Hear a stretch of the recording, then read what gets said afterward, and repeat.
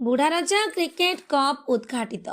नुआपड़ा जिला Sinapali block बुढ़ारजा mini stadium सिंगचर आरंभ होइतिबा बुढ़ारजा cricket cup 2025 season 7 प्रथम मैच रे सीनापाली दल नुआपड़ा को 4 विकेट रे पराजित करी टूर्नामेंट रे जय यात्रा आरंभ करिछि।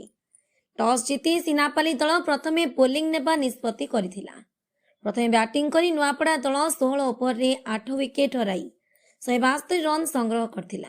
सीनापाली पक्षरु राजेश पटेल दमदार बोलिंग करी 4 विकेट दखल करी नुआपड़ा दल को चापरे रखिथिले।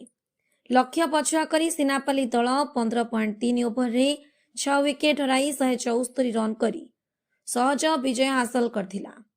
बोलिंग सह बैटिंग रे मध्य राजेश पटेल 17 रन जोगाई दलर विजय रे मुख्य भूमिका निर्वाही थिले।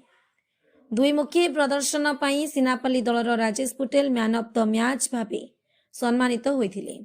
टूर्नामेंट प्रथम मैच रे दर्शक माने उत्साहजनक खेल देखि बेस आनंदित होइथिले।